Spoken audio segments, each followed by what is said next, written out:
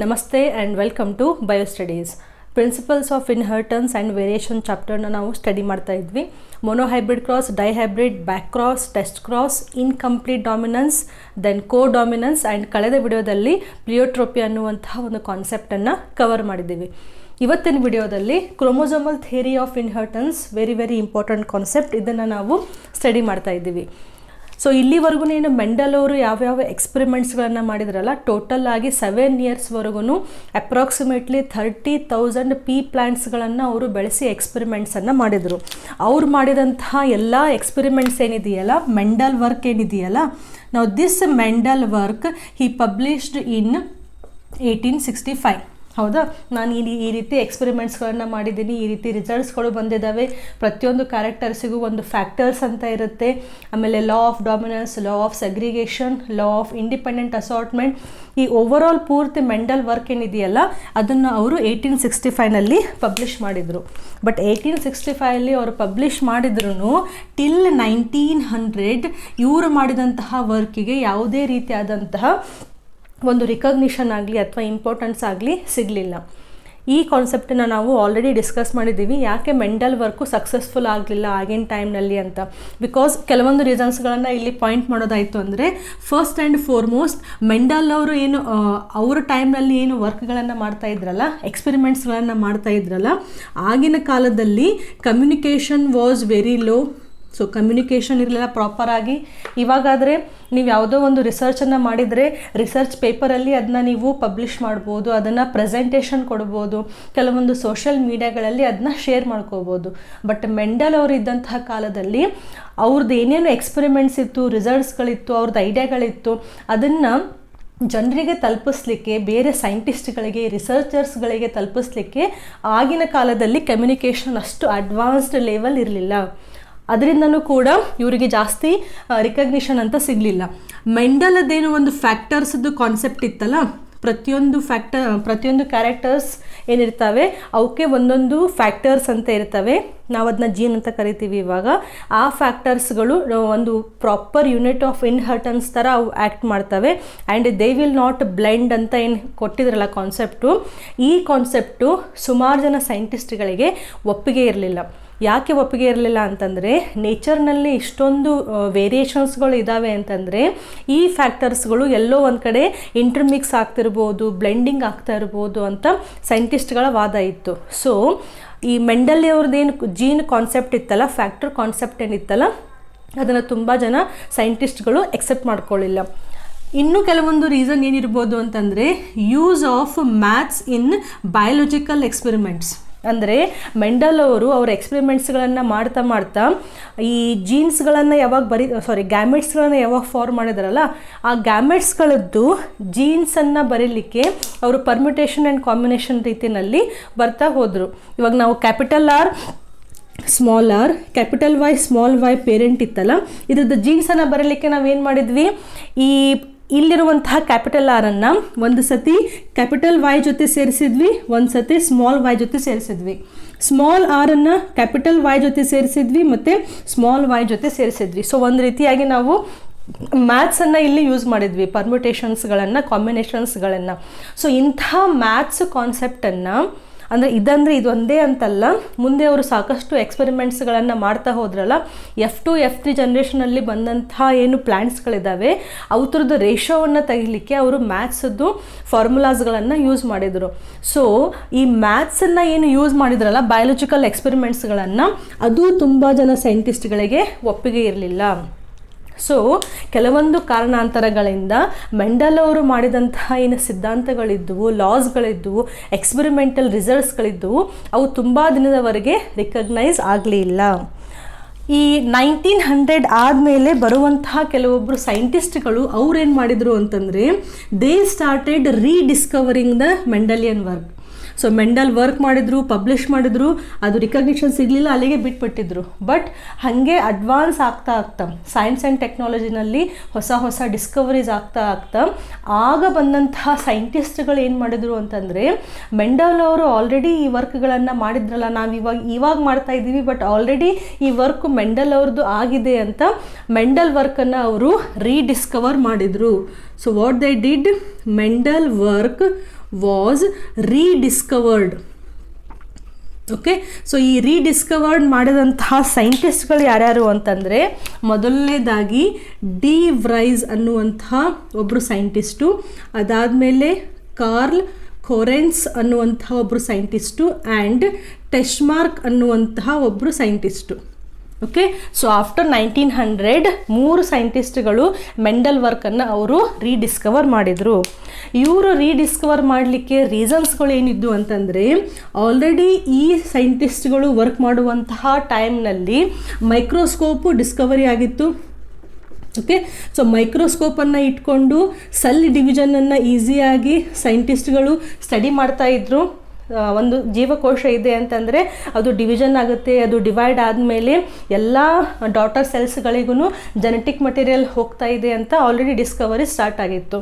At the same time ಕ್ರೋಮೋಸೋಮ್ಸ್ಗಳನ್ನು discovery ಮಾಡಿದರು. Okay, so ನ್ಯೂಕ್ಲಿಯಸ್ನಲ್ಲಿ ಯಾವುದೋ ಒಂದು ಕಲರ್ಡ್ ಬಾಡಿ ಇದೆ, ಕಲರ್ಡ್ ಸ್ಟ್ರಕ್ಚರ್ ಇದೆ. ಈ ಸ್ಟ್ರಕ್ಚರು ಪೇರೆಂಟ್ಸಿಂದ ಆಫ್ಸ್ಪ್ರಿಂಗ್ಸಿಗೆ, ಅದರದ್ದು ನೆಕ್ಸ್ಟ್ ಜನ್ರೇಷನ್ನಿಗೆ ಮೂವ್ ಆಗ್ತಾ ಇದೆ ಅಂತ ಕ್ರೋಮೋಸೋಮ್ಸ್ಗಳನ್ನು ಡಿಸ್ಕವರ್ ಮಾಡಿದರು. ಆ್ಯಂಡ್ ವೆರಿ ಇಂಪಾರ್ಟೆಂಟ್, 1902ನಲ್ಲಿ ಮಿಯೋಸಿಸ್ ಆಗಬೇಕಾದ್ರೆ ಈ ಕ್ರೋಮೋಸೋಮ್ಸ್ಗಳು ಮೂವ್ ಆಗ್ತವೆ ಅಂತ ಆಲ್ರೆಡಿ ಸೈಂಟಿಸ್ಟ್ಗಳಿಗೆ ಗೊತ್ತಾಗಿತ್ತು. ಓಕೆ, ಸೊ ಇವರ ಕಾಲದಲ್ಲಿ ಎಷ್ಟು ಅಡ್ವಾನ್ಸ್ ಆಗಿತ್ತಲ್ಲ ಸೈನ್ಸ್ ಆ್ಯಂಡ್ ಟೆಕ್ನಾಲಜಿ, ಆಗಿನ ಕಾಲದಲ್ಲಿ ಅವ್ರು ಏನು ಕೊಟ್ಟಂತಹ ರಿಸಲ್ಟ್ಸ್ಗಳಿದ್ವು ಅವು ಕರೆಕ್ಟಾಗಿದ್ವು ಆಗಿರುವಂತಹ ಡಿಸ್ಕವರೀಸ್ ಮೇಲೆ. ಬಟ್ ಈ ಸೈಂಟಿಸ್ಟ್ಗಳ ಟೈಮಿಗೆ ಆಲ್ರೆಡಿ ಸ್ವಲ್ಪ ಅಡ್ವಾನ್ಸ್ ಅಂತ ಆಗಿತ್ತಲ್ಲ, ರಿಸರ್ಚ್ಗಳು ಅಂತ ಏನು ಬಂದಿದ್ವಲ್ಲ, ಸೊ ಮೈಕ್ರೋಸ್ಕೋಪಿ ಗೊತ್ತಾಗಿತ್ತು, ಕ್ರೋಮೋಸೋಮ್ಸ್ ಗೊತ್ತಾಗಿತ್ತು, ಸೆಲ್ ಡಿವಿಷನ್ ಆಗುತ್ತೆ, ಮೈಟೋಸಿಸ್ ಮಿಯೋಸಿಸ್ ಗೊತ್ತಾಗಿತ್ತು. ಮೈಟೋಸಿಸ್ ಮಿಯೋಸಿಸ್ ಆಗಬೇಕಾದ್ರೆ ಕ್ರೋಮೋಸೋಮ್ಸ್ಗಳು ಮೂವ್ ಆಗ್ತವೆ ಅಂತಲೂ ಕೂಡ ಗೊತ್ತಾಗಿತ್ತು.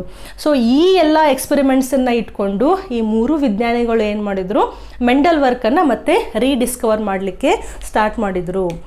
ಅಟ್ ದ ಸೇಮ್ ಟೈಮ್ ಇದೆಲ್ಲವೂ ಒಂದು ಕಡೆ ನಡೀತಾ ಇತ್ತಾ, ಇದ್ರ ಒಟ್ಟಿಗೆ ಇನ್ನೂ 2 ಸೈಂಟಿಸ್ಟ್ ಬರ್ತಾರೆ. ಒಬ್ಬರು ವಾಲ್ಟರ್ ಸಟನ್ ಅನ್ನುವಂತಹ ವಿಜ್ಞಾನಿ ಆ್ಯಂಡ್ ಇನ್ನೊಬ್ಬರು ಥಿಯೋಡೋರ್ ಬೋವೆರಿ ಅನ್ನುವಂತಹ ಇನ್ನೊಬ್ಬರು ವಿಜ್ಞಾನಿ.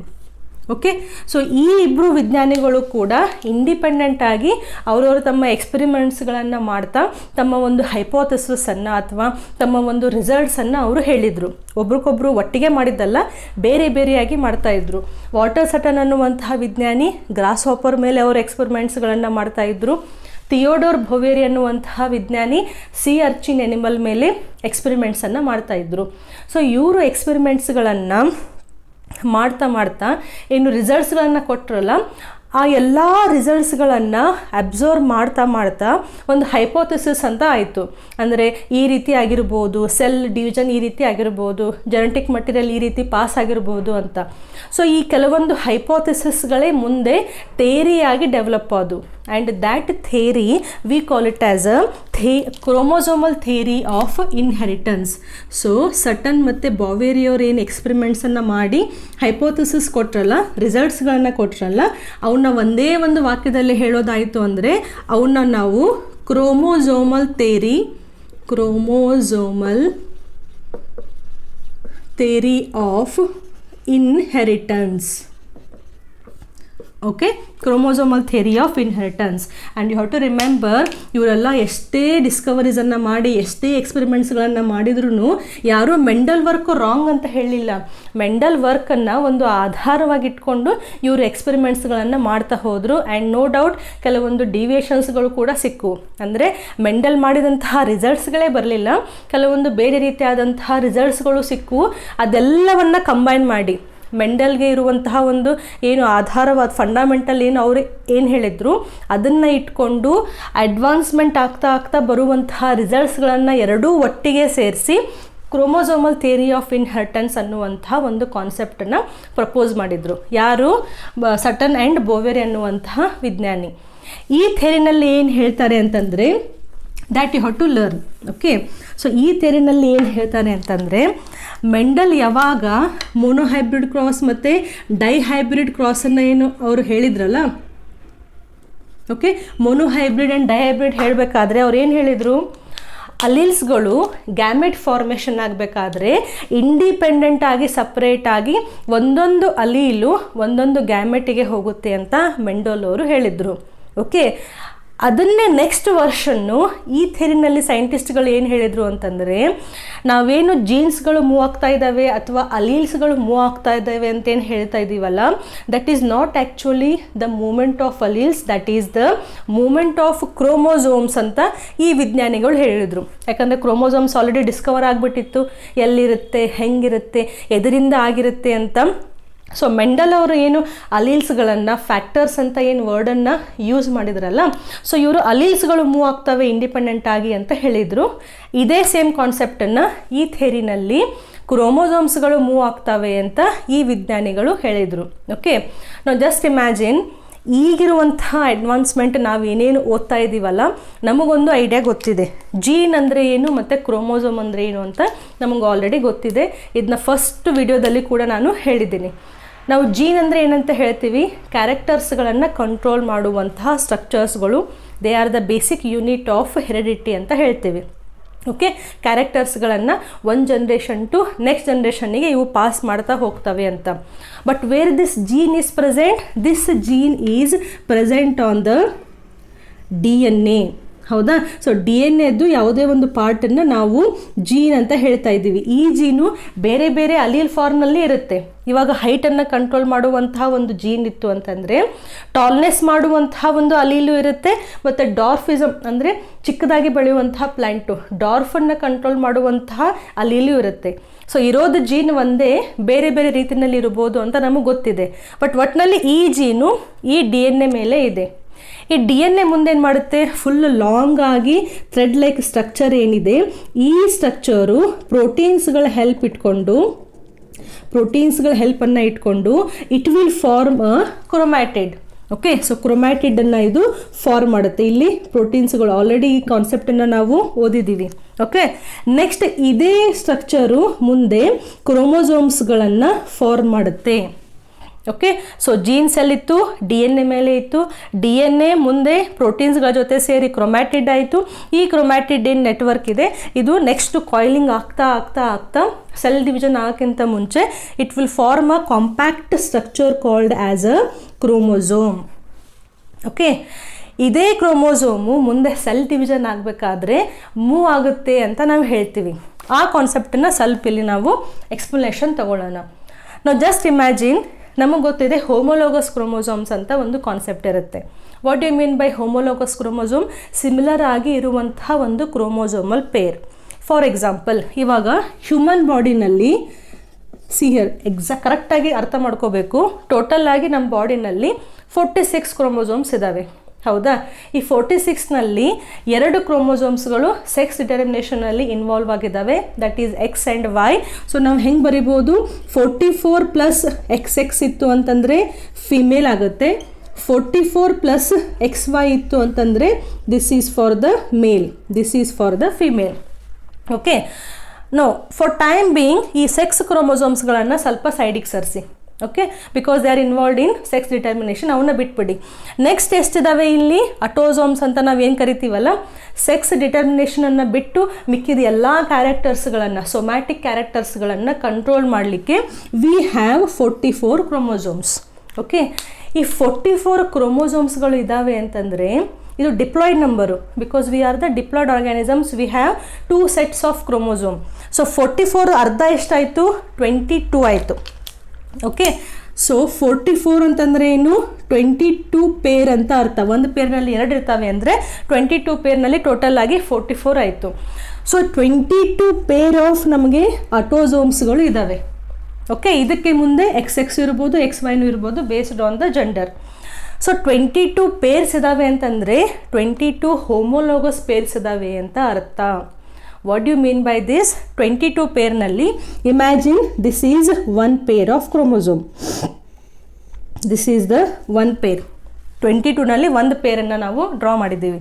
ನೆಕ್ಸ್ಟ್ ಇನ್ನೂ ಒಂದಿದೆ, second pair, this is the second pair of the chromosome. Okay, next third pair, this is the third pair of the chromosome. Okay, so ನಾವಿಲ್ಲಿ ಏನು ಅಬ್ಸರ್ವ್ ಮಾಡ್ತಾ ಇದ್ದೀವಿ, ಪ್ರತಿಯೊಂದು ಪೇರ್ನಲ್ಲಿ ಇರುವಂತಹ ಕ್ರೋಮೋಸೋಮ್ಸ್ಗಳು ಸ್ಟ್ರಕ್ಚರಲಿ ಸೇಮ್ ಆಗಿದ್ದಾವೆ.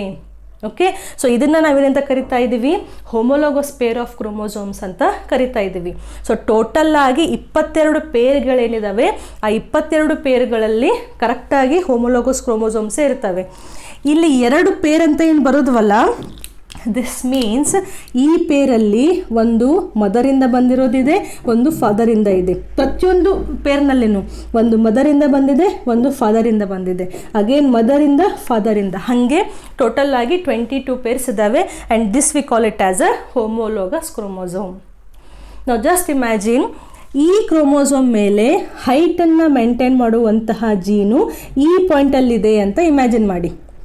ಓಕೆ, ಸೊ ಯಾಕಂದರೆ ನಾ ಏನು ಹೇಳಿದೆ, ಇಲ್ಲಿ ಜೀನ್ಸ್ ಅಲ್ಟಿಮೇಟ್ಲಿ DNA ಮೇಲಿದೆ, DNA ಕ್ರೋಮೋಸೋಮ್ಗಳನ್ನು ಫಾರ್ಮ್ ಮಾಡ್ತಾ ಇದೆ ಅಂತಂದರೆ ಜೀನ್ಸ್ ಇಲ್ಲಿದೆ ಅಂತ ಅರ್ಥ. ಸೊ ಈ ಪಾರ್ಟ್ ಆಫ್ ದ ಕ್ರೋಮೋಸೋಮು ಇಲ್ಲಿ ಬಂದು ಸಿಕ್ಕೊಂಡಿದೆ ಅಂತ ಇಮ್ಯಾಜಿನ್ ಮಾಡ್ಬೋದು. ಸೊ ಈ ಪಾಯಿಂಟಿಗೆ ಹೈಟನ್ನು ಅಥವಾ ಯಾವುದೋ ಒಂದು ಕ್ಯಾರೆಕ್ಟರನ್ನು ಮೇಂಟೈನ್ ಮಾಡುವಂತಹ ಒಂದು ಜೀನ್ ಇದೆ ಅಂತ ಇಮ್ಯಾಜಿನ್ ಮಾಡಿ. And that gene is capital T ಇರ್ಬೋದು ಅಥವಾ ಸ್ಮಾಲ್ ಟಿನೂ ಇರ್ಬೋದು, ಡಾಮಿನೆಂಟ್ ಮತ್ತು ರಿಸೆಸಿವ್. ಯಾವಾಗ ನಾವು ಹೋಮೋಲೋಗಸ್ ಅಂತ ಹೇಳ್ತೀವಲ್ಲ, ಈ ಹೋಮೋಲೋಗಸ್ನಲ್ಲಿ ಇದೇ ಸೇಮ್ ಪೊಸಿಷನ್ನಿಗೆ ಹೈಟನ್ನು ಕಂಟ್ರೋಲ್ ಮಾಡುವಂತಹ ಇನ್ನೊಂದು ಅಲೀಲು ಇರುತ್ತೆ. ಇದು ಕ್ಯಾಪಿಟಲ್ T ಆದರೂ ಆಗಿ ಇರ್ಬೋದು ಅಥವಾ ಸ್ಮಾಲ್ T ಆಗಾದರೂ ಇರ್ಬೋದು. ಸೊ ನಾವು ಯಾವಾಗ ಹೋಮೋಲೋಗಸ್ ಕ್ರೋಮೋಸೋಮ್ಸ್ ಅಂತ ಹೇಳ್ತೀವಲ್ಲ, ದ್ಯಾಟ್ ಮೀನ್ಸ್ ಹೋಮೋಲೋಗಸ್ ಕ್ರೋಮೋಸೋಮ್ಸ್ ಮೇಲೆ ಪರ್ಟಿಕ್ಯುಲರ್ ಲೊಕೇಶನ್ನಿಗೆ ಜೀನ್ಸ್ಗಳು ಇರ್ತವೆ. ಅಂದರೆ ಈ ಪ್ಲೇಸಿಗೆ ಹೈಟದ್ದು ಜೀನ್ ಇತ್ತು ಅಂದರೆ ಅದರದ್ದೇ ಸೇಮ್ ಅದೇ ಪಾಯಿಂಟಿಗೆ ಈ ಹೋಮೋಲೋಗಸ್ ಕ್ರೋಮೋಸೋಮ್ ಮೇಲೆ ಅದರದ್ದೇ ಜೀನ್ ಇರುತ್ತೆ. ಇಲ್ಲಿ ಶೇಪನ್ನು ಮೇಂಟೈನ್ ಮಾಡುವಂತಹ ಅಲೀಲ್ ಇತ್ತು ಅಂದರೆ, ಜೀನ್ ಅಂದರೆ ಏನು, ಅಲೀಲ್ ಅಂದರೆ ಏನು, ಜೀನದ್ದೇ ಬೇರೆ ಬೇರೆ ಫಾರ್ಮ್ಸು. ಸೊ ಈ ಪಾಯಿಂಟಿಗೆ ಇತ್ತು ಅಂದರೆ ಈ ಕ್ರೋಮೋಸೋಮ್ನಲ್ಲೂ ಇದೇ ಪಾಯಿಂಟಿಗೆ ಇರುತ್ತೆ. ಇದು ಒಂದು ಪೇರ್ ಆಫ್ ಕ್ರೋಮೋಸೋಮ್ ಆಯಿತು. Next second, this is a second pair of chromosome. ನಾವು ಜಸ್ಟ್ ಇಮ್ಯಾಜಿನ್, ಈ ಪಾಯಿಂಟಿಗೆ ಸ್ಕಿನ್ ಕಲರನ್ನು ಮೇಂಟೈನ್ ಮಾಡುವಂತಹ ಒಂದು ಅಲೀಲ್ ಇದೆ ಅಂತ ಇಮ್ಯಾಜಿನ್ ಮಾಡಿ. ಅದೇ ಸೇಮ್ ಪಾಯಿಂಟಿಗೆ ಈ ಕ್ರೋಮೋಸೋಮ್ನಲ್ಲಿ ಆ ಕ್ಯಾರೆಕ್ಟರನ್ನು ಕಂಟ್ರೋಲ್ ಮಾಡುವಂತಹ ಅಲೀಲ್ ಇರುತ್ತೆ. ಅದು ಡಾಮಿನೆಂಟ್ ಆಗೋದ್ರೂ ಇರ್ಬೋದು ಅಥವಾ ರಿಸೆಸಿವ್ ಆಗಾದರೂ ಇರ್ಬೋದು, based on the parents. Mother ಮತ್ತು ಫಾದರದ್ದು ಜಿನೋಟೈಪ್ ಹೆಂಗಿರುತ್ತೆ ಅದರ ಬೇಸ್ ಮೇಲೆ. ಸೊ ನಾನು ನಿಮಗಿಲ್ಲಿ ಏನು ಹೇಳಬೇಕಿತ್ತು ಅಂತಂದರೆ, ಹೋಮೋಲೋಗಸ್ ಕ್ರೋಮೋಸೋಮ್ಸ್ಗಳು ಇರ್ತವೆ ನಮ್ಮ ಸೆಲ್ಸ್ನಲ್ಲಿ. ಈ ಕ್ರೋಮೋಸೋಮ್ಸ್ಗಳ ಮೇಲೆ ಪರ್ಟಿಕ್ಯುಲರ್ ಲೊಕೇಶನ್ಸ್ಗಳಿಗೆ ಜೀನ್ಸದ್ದು ಅಲೀಲ್ಗಳು ಇರ್ತವೆ. ಇವಾಗ ಇಲ್ಲಿ ಟಾಲೆಸ್ದು ಅಲೀಲ್ ಇಲ್ಲಿತ್ತು ಅಂತಂದರೆ ಬೇರೆ ಎಲ್ಲೋ ಒಂದು ಕಡೆ ಅದರದ್ದು ಇನ್ನೊಂದು ಅಲೀಲ್ ಇರೋದಿಲ್ಲ. ಅದರದ್ದೇ ಹೋಮೋಲೋಗಸ್ ಕ್ರೋಮೋಸೋಮ್ ಮೇಲೇ ಅದೇ ಲೊಕೇಶನ್ನಿಗೆ ಅದೇ ಜೀನ್ದೇ ಬೇರೆದು ಅಲೀಲು ಇರ್ಬೋದು. ಗೊತ್ತಾಯ್ತಾ ನಿಮಗೆ? ಈ ಕಾನ್ಸೆಪ್ಟು ತುಂಬ ಇಂಪಾರ್ಟೆಂಟ್. ನಾವು coming back to the chromosomal theory of inheritance. ನಾವು just imagine there is a cell. Okay, so ಇಲ್ಲಿ ಒಂದು ಸೆಲ್ ಇದೆ ಅಂತ ಇಮ್ಯಾಜಿನ್ ಮಾಡಿ. ಈ ಸೆಲ್ಸ್ನಲ್ಲಿ ನಾನು 2 ಪೇರ್ಸ್ ಆಫ್ ಹೋಮೋಲೋಗಸ್ ಕ್ರೋಮೋಸೋಮ್ಸ್ಗಳನ್ನು ನಾನಿಲ್ಲಿ ಡ್ರಾ ಮಾಡ್ತಾ ಇದ್ದೀನಿ. ಓಕೆ, ಸೊ ಇದು ಒಂದು ಪೇರು ಮತ್ತು ಇದು ಒಂದು ಪೇರು. ಓಕೆ, ನಾವು ಯಾವಾಗ ಈ ರೀತಿ ಹೋಮೋಲೋಗಸ್ ಕ್ರೋಮೋಸೋಮ್ಸ್ಗಳನ್ನು ಡ್ರಾ ಮಾಡ್ತೀವಲ್ಲ, ಈ ಕ್ರೋಮೋಸೋಮ್ಸ್ಗಳನ್ನು ಹೊಂದಿರುವಂತಹ ಸೆಲ್ಲು ಮೈಟೋಸಿಸ್ ಮತ್ತು ಮಿಯೋಸಿಸ್ ಮಾಡಲಿಕ್ಕೆ ಯಾವಾಗ ರೆಡಿ ಆಗುತ್ತಲ್ಲ, ಅವಾಗ ಏನಾಗುತ್ತೆ, ಆವಾಗ ಅಲ್ಲಿರುವಂತಹ ಜೆನೆಟಿಕ್ ಮಟೀರಿಯಲ್ ಕೂಡ ಡಬಲ್ ಆಗುತ್ತೆ. ಯಾಕಂದರೆ ಮುಂದೆ ಬರುವಂತಹ ಡಾಟರ್ ಸೆಲ್ಸ್ಗಳಿಗೆ ಡಿವೈಡ್ ಮಾಡಿ ಕೊಡಬೇಕಲ್ಲ ಈಕ್ವಲ್ ಆಗಿ ಜೆನೆಟಿಕ್ ಮಟೀರಿಯಲನ್ನು. ಸೊ ಸೆಲ್ ಏನು ಮಾಡುತ್ತೆ, ಅದು ಸಿಂಥೆಟಿಕ್ ಫೇಸ್ ಅಂತ ಏನು ಬರ್ತಾವಲ್ಲ, ಸೊ ಆಗ ಈ ಸೆಲ್ಲು ತನ್ನಲ್ಲಿರುವಂತಹ ಜೆನೆಟಿಕ್ ಮಟೀರಿಯಲನ್ನು ಡಬಲ್ ಮಾಡ್ಕೊಳ್ಳುತ್ತೆ. ಹೊಸದಾಗಿ ಇನ್ನೂ ಅಲ್ಲಿರುವಂತಹ ಸೇಮ್ ಜೆನೆಟಿಕ್ ಮಟೀರಿಯಲನ್ನೇ ಇನ್ನೊಂದು ಕಾಪಿಯಾಗಿ ಅದು ಪ್ರೊಡ್ಯೂಸ್ ಮಾಡುತ್ತೆ. ಸೊ ಅದು ಎಲ್ಲಿರುತ್ತೆ, ಅದು ಇಲ್ಲಿ ಪಕ್ಕದಲ್ಲೇ ಇರುತ್ತೆ. ಗೊತ್ತಾಗ್ತಿದೆಯಾ? ಸೊ ಸೆಲ್ ಡಿವಿಷನ್ ಆಗೋಕ್ಕಿಂತ ಮುಂಚೆ ನಾವು ಈ ರೀತಿಯಾಗಿ ಡ್ರಾ ಮಾಡಿದ್ವಿ. ಓಕೆ, ಅದು ಯಾವಾಗ ಜೆನೆಟಿಕ್ ಕಂಟೆಂಟ್ ಡಬಲ್ ಆಗುತ್ತಲ್ಲ, ಆವಾಗ ನಾವು ಏನು ಮಾಡ್ತೀವಿ, ಇನ್ನೂ ಒಂದು ಕ್ರೊಮ್ಯಾಟಿಡನ್ನು ಡ್ರಾ ಮಾಡ್ತೀವಿ ಈ ರೀತಿ. ಓಕೆ, ಇಲ್ಲಿ ನೀವು ಅರ್ಥ ಮಾಡ್ಕೋಬೇಕು, ಸ್ಟಾರ್ಟಿಂಗಲ್ಲಿ ಕ್ರೊಮ್ಯಾಟಿಡ್ ಹಿಂಗಿತ್ತು ಅಂತಂದರೆ ಜೆನೆಟಿಕ್ ಮಟೀರಿಯಲ್ಲು ಡಬಲ್ ಆದಾಗ ಜಸ್ಟ್ ನಾವು ಹಿಂಗೆ ಇಷ್ಟು ಡ್ರಾ ಮಾಡಲ್ಲ. ಅದರದ್ದು ಪೂರ್ತಿ ಏನಿದೆಯಲ್ಲ, ಇದು ಪೂರ್ತಿ ಜೆನೆಟಿಕ್ ಮಟೀರಿಯಲ್, ಇಷ್ಟು ಉದ್ದ ಇರುವಂತಹ ಪೂರ್ತಿ DNA ಡಬಲ್ ಆಗಿದೆ ಅಂತ ಅರ್ಥ, ಹಿಂಗೆ ಇಂಡಿಕೇಟ್ ಮಾಡ್ತೀವಿ. ಸೊ ಇದು ಈ ಸೆಲ್ಲು ಇವಾಗ ಸೆಲ್ ಡಿವಿಷನ್ನಿಗೆ ರೆಡಿ ಆಗಿದೆ ಅಂತ ಇಮ್ಯಾಜಿನ್ ಮಾಡಿ. ಸೊ ಅದು ಸೆಲ್ ಡಿವಿಷನ್ನಿಗೆ ಯಾವಾಗ ರೆಡಿ ಆಗುತ್ತಲ್ಲ, ಫಸ್ಟ್ ಅದು ಏನು ಮಾಡ್ಕೊಂಡಿರುತ್ತೆ, it will double the genetic material. Okay, ಇದು ಒಂದಾಯಿತು. Then we have this one. So ಇದೇ ಒಂದು ಪೇರನ್ನು ನಾನು ಈ ರೀತಿ ಇಲ್ಲಿ ತೋರಿಸಿರೋದು. ನೆಕ್ಸ್ಟ್ ಇದ್ರದ್ದು ಸೇಮ್ ತೆಗಿಯೋಣ. ಸೊ ಇದ್ರದ್ದು ಗೊತ್ತಾಗ್ತಿದೆಯಾ? ಸೊ ನಾವು ಸೆಲ್ ಡಿವಿಷನ್ನು ಇಲ್ಲಿ ರಿವಿಷನ್ ಮಾಡ್ತಾ ಇದ್ದೀವಿ. ಸೊ ಈ ಸೆಲ್ಲು ಡಿವಿಷನ್ ಆಗೋಕ್ಕಿಂತ ಮುಂಚೆ ಜೆನೆಟಿಕ್ ಮಟೀರಿಯಲನ್ನು ಡಬಲ್ ಮಾಡ್ಕೊಂಡಿದೆ. ನಾವು this cell assume that this cell is undergoing meiosis ಅಂತ ಇಮ್ಯಾಜಿನ್ ಮಾಡಿ. ಯಾಕೆ ಇಲ್ಲಿ ಮಿಯೋಸಿಸನ್ನೇ ತೊಗೊಂಡ್ರಿ ಮೇಡಮ್? ಬಿಕಾಸ್ ನಾವು ಯಾವಾಗ F1 F2 ಜನ್ರೇಷನ್ ಬರಿತೀವಲ್ಲ, ಕ್ರಾಸಿಂಗ್ ಓವರ್ ಆದಮೇಲೆ ಸೊ ಅಲ್ಲಿ ಗ್ಯಾಮೆಟ್ಸ್ಗಳು ಫಾರ್ಮ್ ಆಗಿರ್ತವೆ. ಸೊ ಗ್ಯಾಮೆಟ್ಸ್ಗಳು ಯಾವಾಗ ಫಾರ್ಮ್ ಆಗ್ತವೆ? ಮಿಯೋಸಿಸ್ ಆದಾಗ ಮಾತ್ರ ಗ್ಯಾಮೆಟ್ಸ್ಗಳು ಫಾರ್ಮ್ ಆಗ್ತವೆ. So therefore I am showing here the meiosis. Text ಬುಕ್ನಲ್ಲಿ ಸೇಮ್ ಡಯಾಗ್ರಾಮ್ ಇದೆ, ಅಲ್ಲಿಯೂ ಕೂಡ ನೀವು ರೆಫರ್ ಮಾಡ್ಬೋದು. ನಾವು ನಮಗೆ ಮೈಟೋಸಿಸ್ ಮತ್ತು ಮಿಯೋಸಿಸ್ದು ಡಿಫ್ರೆನ್ಸ್ ಗೊತ್ತಿದೆ. ಈ ಕಾನ್ಸೆಪ್ಟ್ ಅರ್ಥ ಆಗಬೇಕು ಅಂತಂದರೆ ಸೆಲ್ ಸ್ಟ್ರಕ್ಚರು ಗೊತ್ತಿರಬೇಕು, ಸೆಲ್ ಡಿವಿಷನ್ನು ಗೊತ್ತಿರಬೇಕು, ಎಲ್ಲ ಪ್ಯಾಟರ್ನು ಗೊತ್ತಿರಬೇಕು. ಒಂದು ಸೆಲ್ಲು ಐದರ್ ಮೈಟೋಸಿಸ್ ಆಗಿ ಡಿವೈಡ್ ಆಗ್ಬೋದು ಅಥವಾ ಮಿಯೋಸಿಸ್ ಆಗಿ ಡಿವೈಡ್ ಆಗ್ಬೋದು. ನಾವಿವಾಗ ತೊಗೊಂಡಿರೋದು ಮಿಯೋಸಿಸ್. ಸೊ ಒಂದು ಸೆಲ್ಲು ಮಿಯೋಸಿಸ್ ಆಗಬೇಕು ಅಂದರೆ 2 ಸತಿ ಡಿವೈಡ್ ಆಗುತ್ತೆ. ಮೊದಲನೇ ಸತಿ ಡಿವೈಡ್ ಆದಾಗ 2 ಸೆಲ್ಸ್ಗಳನ್ನು ಫಾರ್ಮ್ ಮಾಡಿ, ನೆಕ್ಸ್ಟ್ ಇದೇ ಸೆಲ್ಸ್ಗಳು ಇನ್ನೊಮ್ಮೆ ಡಿವೈಡ್ ಆಗಿ ಈ ರೀತಿ ಟೋಟಲ್ 4 ಡಾಟರ್ ಸೆಲ್ಸ್ಗಳನ್ನು ಫಾರ್ಮ್ ಮಾಡ್ತವೆ. ಓಕೆ, ಸೊ ಇದು ಪೂರ್ತಿ ಇದು ಒಂದು ಆಯಿತು ಅಂತಂದರೆ, ಈ ರೀತಿ ಫುಲ್ ಆಯಿತು ಅಂದರೆ ಮಿಯೋಸಿಸ್ ಆಯಿತು ಅಂತ ನಾವು ಹೇಳ್ತೀವಿ. ಸೊ ಮಿಯೋಸಿಸ್ ಆಗಬೇಕಾದ್ರೆ ಫಸ್ಟ್ ಟೈಮ್ ಏನು ಡಿವಿಷನ್ ಆಗುತ್ತಲ್ಲ, ಇದನ್ನ ನಾವು ಮಿಯೋಸಿಸ್ 1 ಅಂತ ಹೇಳ್ತೀವಿ. ಸೆಕೆಂಡ್ ಟೈಮ್ ಡಿವೈಡ್ ಆದಾಗ ಮಿಯೋಸಿಸ್ 2 ಅಂತ ಹೇಳ್ತೀವಿ. ನಿಮಗೆಲ್ಲ ಗೊತ್ತಿರೋ ಕಾನ್ಸೆಪ್ಟೇ ರಿವಿಷನ್ ಮಾಡ್ತಾ ಇದ್ದೀನಿ, ಸ್ಕಿಪ್ ಮಾಡಬೇಡಿ. ಓಕೆ, ಸೊ ಮಿಯೋಸಿಸ್ 1 ಮಿಯೋಸಿಸ್ 2 ಆಯಿತು ಅಂದರೆ ಒಂದು ಸೆಲ್ಲು ಕಂಪ್ಲೀಟಾಗಿ ಮಿಯೋಟಿಕಲಿ ಡಿವೈಡ್ ಆದಂಗೆ. ಇದು ಒಂದು ಕಾನ್ಸೆಪ್ಟು. ಎರಡನೇ ಕಾನ್ಸೆಪ್ಟು, ನಾವು ಸೆಲ್ ಡಿವಿಷನನ್ನು ಕಲಿಬೇಕಾದ್ರೆ prophase, metaphase, anaphase and telophase ಅಂತ ಬೇರೆ ಬೇರೆ ಸೆಕ್ಷನ್ಸ್ ಇರ್ತವೆ ಅಂತ ಕಲ್ತಿದ್ದೀವಿ. ಹೌದಾ?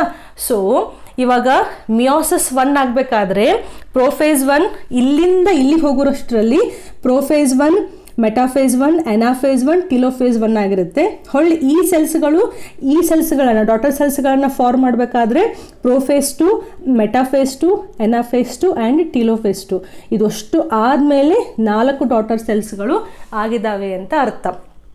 Okay, can you reconnect everything? You have to reconnect here. ಆ ಚಾಪ್ಟರ್ ಕಾನ್ಸೆಪ್ಟು, ಈ chapter concept, present chapter concept ಎಲ್ಲವನ್ನು ನೀವು ಅರ್ಥ ಮಾಡಿಕೊಂಡು ಕಲಿಬೇಕು. ಓಕೆ, ಆ್ಯಂಡ್ ಇನ್ನೂ ಒಂದು ಪಾಯಿಂಟು, ಯಾವಾಗ ಸೆಲ್ಲು ಮಿಯೋಸಿಸ್ ಆಗುತ್ತಲ್ಲ ಆವಾಗ ಇಲ್ಲಿರುವಂತಹ ಡಿಪ್ಲಾಯ್ಡ್ ನಂಬರು ಹೆಪ್ಲಾಯ್ಡ್ ಆಗಿ ಕನ್ವರ್ಟ್ ಆಗಿರುತ್ತೆ. There four gametes are always haploid. ಗೊತ್ತಿರುವಂಥದ್ದೇ. ಓಕೆ, ನಾವು just a minute.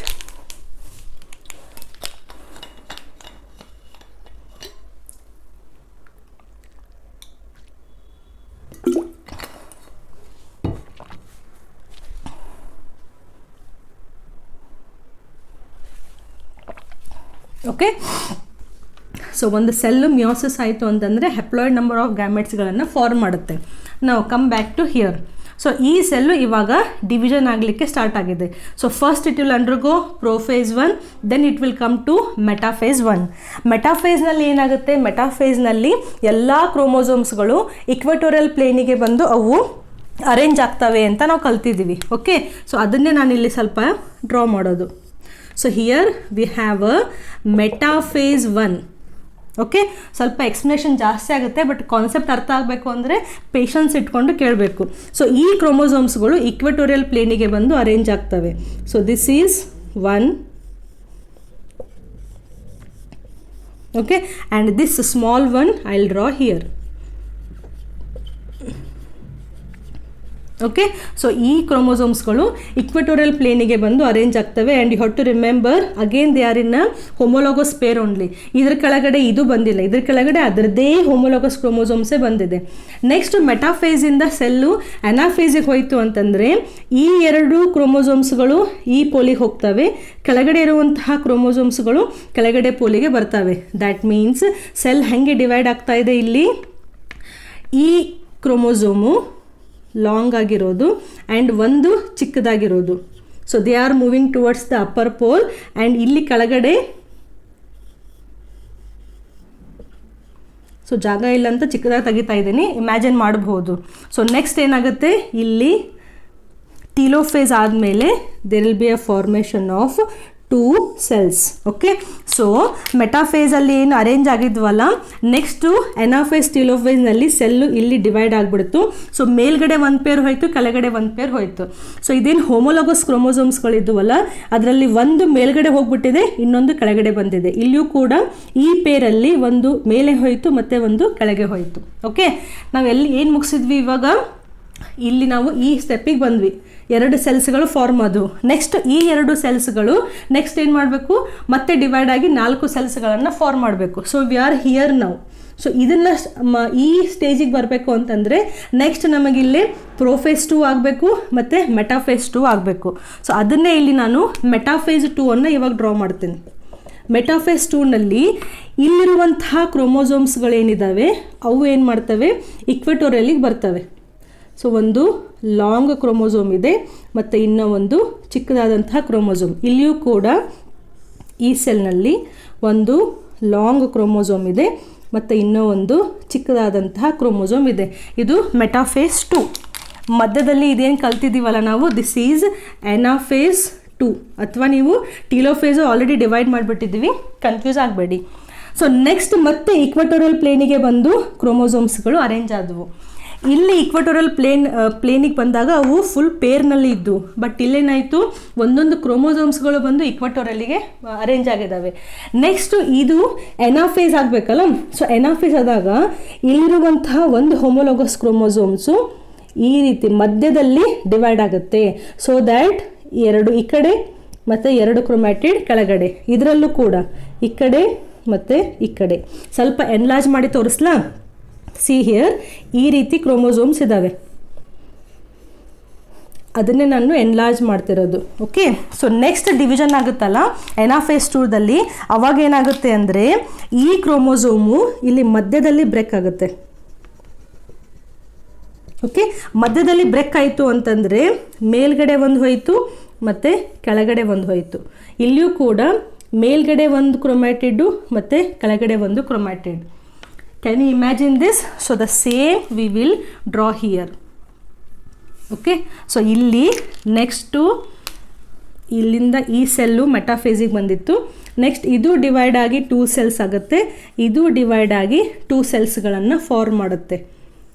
So total ಆಗಿ ಇಲ್ಲಿ 4 ಗ್ಯಾಮೆಟ್ಸ್ಗಳು ಫಾರ್ಮ್ ಆಗಿದ್ದಾವೆ. ಓಕೆ, ಇವ್ರ ಹೆಂಗೆ ಬರೀತೀರಾ ಇವಾಗ, ಇದು ಮಧ್ಯದಲ್ಲಿ ಕಟ್ ಆಗಿತ್ತು ಅಂತಂದರೆ ಒಂದು ಲಾಂಗ್ ಕ್ರೋಮೋಸೋಮ್ ಹೋಗಿದೆ, ಇನ್ನೂ ಒಂದು ಚಿಕ್ಕದಾದಂತಹ ಕ್ರೋಮೋಸೋಮ್. ಸೇಮ್ ಕೆಳಗೂ ಕೂಡ ಒಂದು ಲಾಂಗ್ ಕ್ರೋಮೋಸೋಮ್ ಬಂತು ಮತ್ತು ಇನ್ನೊಂದು ಚಿಕ್ಕದಾಗಿ. ಸೇಮ್ ಇಲ್ಲಿನೂ ಕೂಡ ಒಂದು ಲಾಂಗ್ ಕ್ರೋಮೋಸೋಮ್ ಮತ್ತು ಒಂದು ಚಿಕ್ಕದಾದಂತಹ ಕ್ರೋಮೋಸೋಮ್. ಜಾಗ ಕಡಿಮೆ ಇರೋದಕ್ಕೆ ಈ ಥರ ಡ್ರಾ ಮಾಡ್ತಾ ಇದ್ದೀನಿ, ಕನ್ಫ್ಯೂಸ್ ಮಾಡ್ಕೋಬೇಡಿ. Okay, now this we will take it off. So ಇವಾಗ ನಮಗೆ ಕ್ರೋಮೋಸೋಮಲ್ ಥಿಯರಿ ಆಫ್ ಇನ್ಹೆರಿಟೆನ್ಸು ಕರೆಕ್ಟಾಗಿ ಗೊತ್ತಾಗುತ್ತೆ.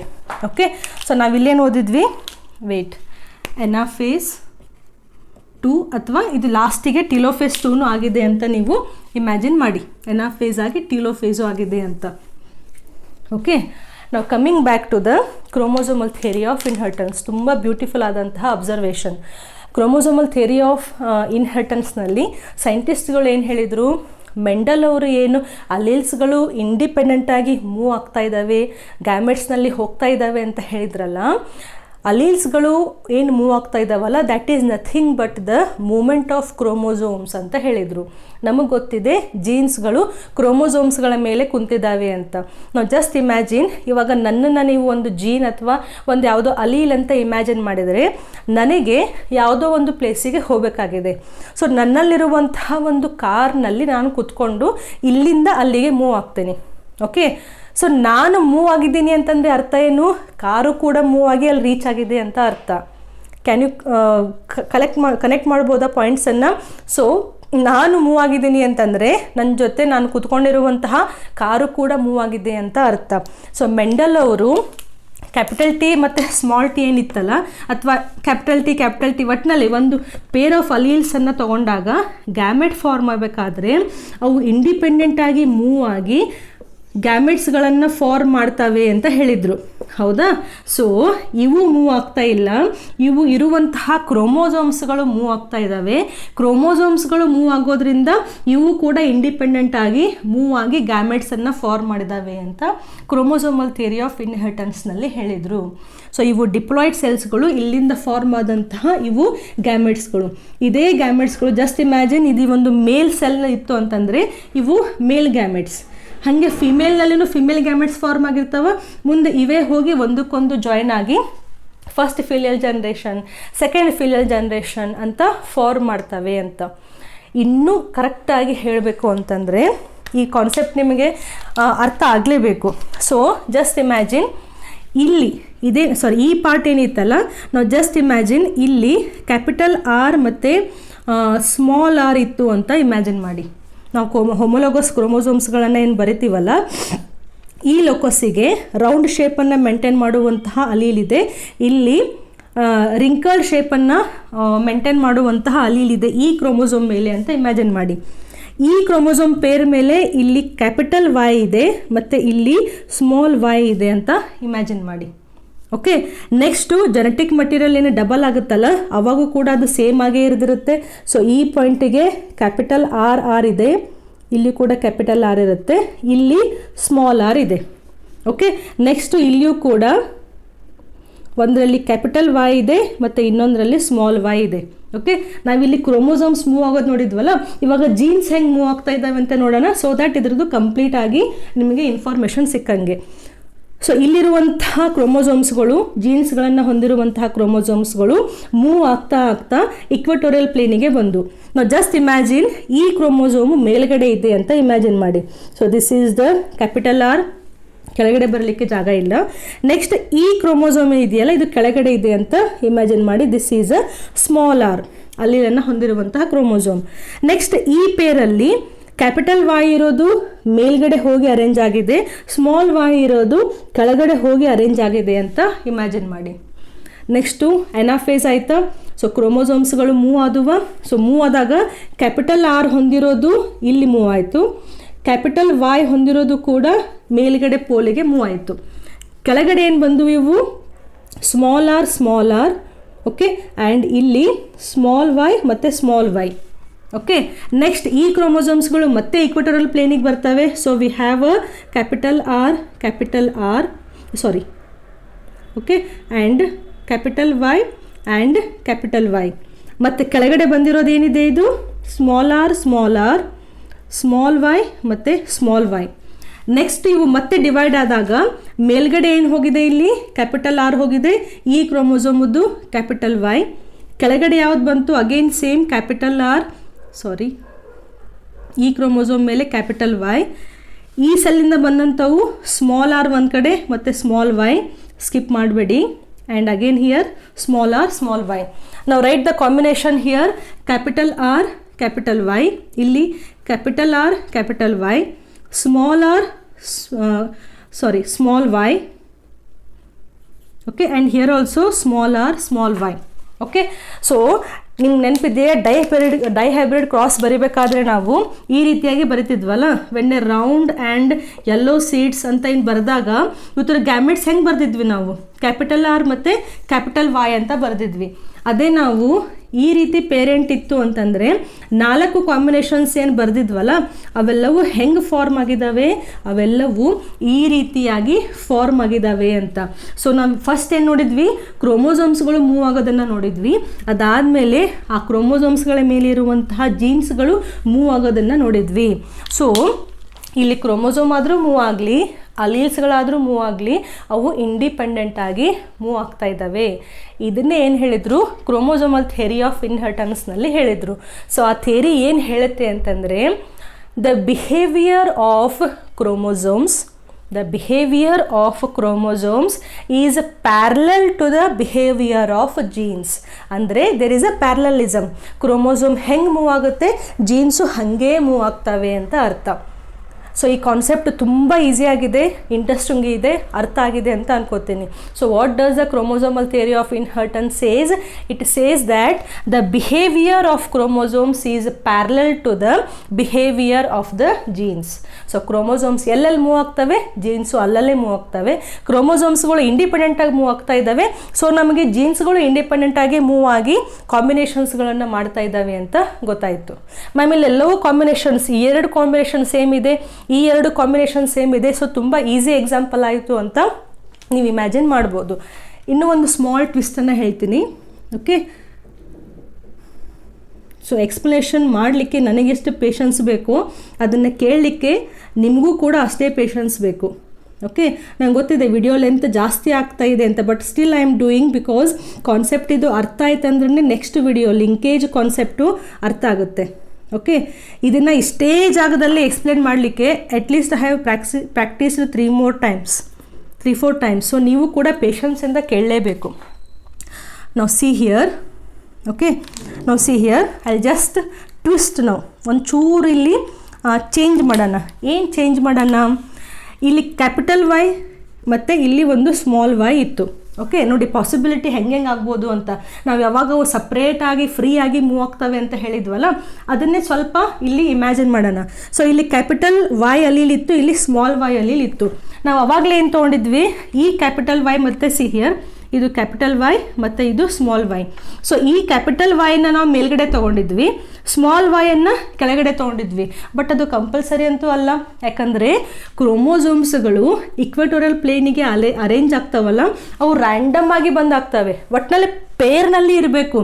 ಬಟ್ ಯಾವ್ದು ಮೇಲೆ ಯಾವುದು ಕೆಳಗೆ ಅಂತ ಎಲ್ಲರೂ ಡಿಸೈಡ್ ಮಾಡಲ್ಲ. ಯಾವುದಾದ್ರೂ ಮೇಲ್ಗಡೆ ಬರ್ಬೋದು, ಯಾವುದಾದ್ರೂ ಕೆಳಗಡೆ ಬರ್ಬೋದು. ಅದರ ಮೇಲೆ ಎಂತಹ ಗ್ಯಾಮೆಟ್ಸ್ಗಳು ಫಾರ್ಮ್ ಆಗ್ತವೆ ಅಂತ ಡಿಸೈಡ್ ಆಗುತ್ತೆ. ನಾವು ಇಷ್ಟೊತ್ತೇನು ಮಾಡಿದ್ವಿ?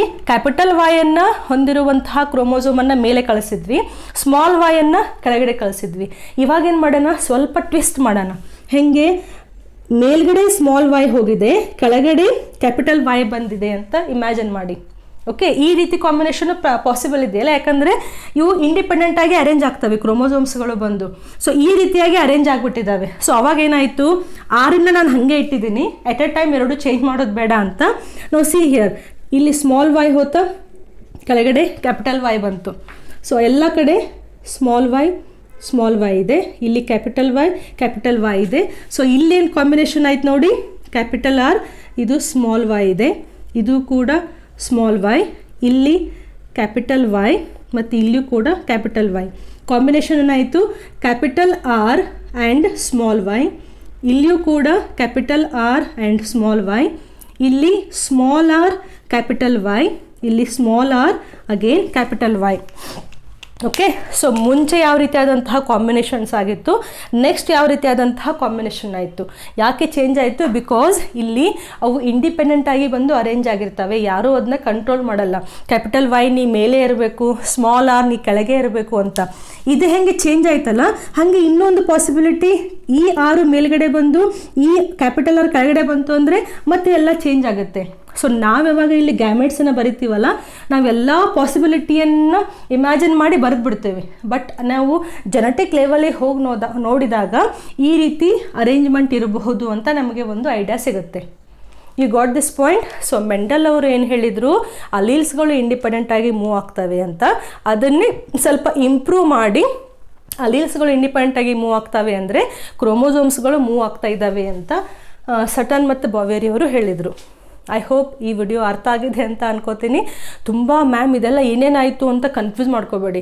ಇದು ಹಿಂಗಿದೆ, ಇದನ್ನ ಹಿಂಗೆ ಓದಿ ಅಷ್ಟೇ ಸದ್ಯಕ್ಕೆ. ನಾನು ಪ್ರತಿ ಕಾನ್ಸೆಪ್ಟ್ನಲ್ಲೂ ಹೇಳ್ತೀನಿ, ತುಂಬ ಕನ್ಫ್ಯೂಸ್ ಮಾಡ್ಕೊಳಕ್ಕೆ ಹೋಗಬೇಡಿ. ನೀವು ಕನ್ಫ್ಯೂಸ್ ಆಗುವಂತಹ ಸ್ಟೇಟು ಒಂದು ಲೆವೆಲ್ ತನಕ ಓಕೆ, ಬಟ್ ಬೇಡದೇ ಇರುವಂತಹ ಕನ್ಫ್ಯೂಷನ್ಸ್ಗಳನ್ನು ತಲೆಯಲ್ಲಿ ಇಟ್ಕೊಳಕ್ಕೆ ಹೋಗಬೇಡಿ. ಕಾನ್ಸೆಪ್ಟು ಹಿಂಗಿದೆ, ಹಿಂಗೆ ಓದಿ. ಸೊ ಮೆಂಡಲ್ ಹೇಳಿದರು ಜೀನ್ಸ್ ಮೂವ್ ಆಗ್ತವೆ ಅಂತ, ಸಟನ್ ಆ್ಯಂಡ್ ಬಾವೇರಿ ಹೇಳಿದರು ಇಲ್ಲ ಕ್ರೋಮೋಸೋಮ್ಸ್ ಮೂವ್ ಆಗ್ತವೆ ಅಂತ. ಸೊ ಎರಡನ್ನೂ ಮಿಕ್ಸ್ ಮಾಡಿದರೆ ನಮಗೆ ಸಿಕ್ಕಿರೋದು ಕ್ರೋಮೋಸೋಮಲ್ ಥಿಯರಿ ಆಫ್ ಇನ್ಹೆರಿಟೆನ್ಸ್. ಕ್ರೋಮೋಸೋಮ್ಸ್ಗಳು ಮೂವ್ ಆಗ್ತಾ ಇದ್ದಾವೆ, ದೇರ್ ಫೋರ್ ಅಲೀಲ್ಸ್ಗಳು ಕೂಡ ಮೂವ್ ಆಗಿ ಜನ್ರೇಷನ್ ಟು ಜನ್ರೇಷನ್ನು ಪಾಸ್ ಆಗಿದ್ದಾವೆ. ಸೊ ಈ ಗ್ಯಾಮೆಟ್ಸ್ಗಳು ಮುಂದೆ ಬೇರೆ ಗ್ಯಾಮೆಟ್ಸ್ಗಳ ಜೊತೆ ಫರ್ಟಿಲೈಸೇಷನ್ ಆದಾಗ ಹೊಸ ಆಫ್ಸ್ಪ್ರಿಂಗ್ಸ್ಗಳು ಬರ್ತವೆ. ಇಲ್ಲಿರುವಂತಹ ಕ್ಯಾರೆಕ್ಟರ್ಸ್ಗಳು ಈ ಗ್ಯಾಮೆಟ್ಸ್ಗಳ ಮೂಲಕ ನೆಕ್ಸ್ಟ್ ಆಫ್ಸ್ಪ್ರಿಂಗ್ಸಿಗೆ ಹೋಗಿದ್ದಾವೆ ಅಂತ ಸಿಂಪಲ್ಲಾಗಿ ನಾವು ಅರ್ಥ ಮಾಡ್ಕೋಬೋದು. ಓಕೆ, ನಾವು ಕ್ರೋಮೋಸೋಮಲ್ ಥಿಯರಿ ಆಫ್ ಇನ್ಹೆರಿಟೆನ್ಸನ್ನು ಇನ್ನೂ ಕೆಲವೊಂದು ಎಕ್ಸ್ಪೆರಿಮೆಂಟ್ಸ್ಗಳ ಮೂಲಕ ಸ್ಟ್ರಾಂಗಾಗಿ ಪ್ರೂವ್ ಮಾಡಿದಂತಹ ವಿಜ್ಞಾನಿ TH ಮಾರ್ಗನ್ ಅನ್ನುವಂತಹ ವಿಜ್ಞಾನಿ. ಅವರನ್ನು ನಾವು ಫಾದರ್ ಆಫ್ ಎಕ್ಸ್ಪೆರಿಮೆಂಟಲ್ ಜೆನೆಟಿಕ್ಸ್ ಅಂತ ಕರಿತೀವಿ. ಮೆಂಡಲ್ ಅವರನ್ನ ಫಾದರ್ ಆಫ್ ಜೆನೆಟಿಕ್ಸ್, ಮಾರ್ಗನ್ ಅವರನ್ನ ಫಾದರ್ ಆಫ್ ಎಕ್ಸ್ಪೆರಿಮೆಂಟಲ್ ಜೆನೆಟಿಕ್ಸ್ ಅಂತ ಕರಿತೀವಿ. ಅವರು ಯಾವ ರೀತಿಯಾದಂತಹ ಎಕ್ಸ್ಪೆರಿಮೆಂಟ್ಸನ್ನು ಮಾಡಿದರು ಅಂತ ಮುಂದಿನ ವಿಡಿಯೋದಲ್ಲಿ ನೋಡೋಣ. Very important concept. ನೆಕ್ಸ್ಟ್ ವಿಡಿಯೋದಲ್ಲಿ ಅದು ಅರ್ಥ ಆಗಬೇಕು ಅಂದರೆ ಇದು ನಿಮಗೆ ಅರ್ಥ ಆಗಿರಬೇಕು. ಟೆಕ್ಸ್ಟ್ ಬುಕ್ನಲ್ಲೂ ಇದು ಡಯಾಗ್ರಾಮ್ ಇದೆ, ಬಟ್ ಅಲ್ಲಿ ಬರೀ ಕ್ರೋಮೋಸೋಮ್ಸ್ಗಳನ್ನು ಮೂವ್ ಮಾಡಿದ್ದಾರೆ. ನಾನು ಮೇಲ್ಗಡೆ ಅಲೀಲ್ಸ್ಗಳನ್ನು ಹಾಕಿ ನಿಮಗೆ ಮೂವ್ ಮಾಡಿ ತೋರಿಸಿದ್ದೀನಿ. ಸೊ ಕ್ರೋಮೋಸೋಮ್ಸ್ ಮೂವ್ ಆಗ್ತಾ ಇದ್ದಾವೆ ಅಂದರೆ ಅವ್ರ ಮೇಲೆ ಕುಂತಹ ಅಲೀಲ್ಸ್ಗಳು ಮೂವ್ ಆಗ್ತವೆ ಅಂತ ಅರ್ಥ. ಸೊ ಈ ಪೂರ್ತಿ ವಿಡಿಯೋದಲ್ಲಿ ಫಸ್ಟ್ ಮೆಂಡಲ್ ಬಂದರು, ಮೆಂಡಲನ್ನು ರೀಡಿಸ್ಕವರ್ ಮಾಡಿದಂತಹ ಸೈಂಟಿಸ್ಟ್ ಬಂದರು. ಸೇಮ್ ಟೈಮು ಇನ್ನೂ ಇಬ್ಬರು ಸೈಂಟಿಸ್ಟ್ ಬಂದರು. ಅವರು ಒಂದು ಥೇರಿಯನ್ನು ಕೊಟ್ಟರು. ಆ ಥೇರಿ ಪ್ರಕಾರ genes equal to chromosomes movement ಅಂತ ನಾವು ಪ್ರೂವ್ ಮಾಡಿದ್ವಿ. ಸೊ ಕಾನ್ಸೆಪ್ಟ್ ಅರ್ಥ ಆಗಿದೆ ಅಂತ ಅನ್ಕೋತೀನಿ. ನೆಕ್ಸ್ಟ್ ವಿಡಿಯೋದಲ್ಲಿ ಮತ್ತೆ ಬೇರೆ ಕಾನ್ಸೆಪ್ಟನ್ನು ಸ್ಟಡಿ ಮಾಡೋಣ. Thank you.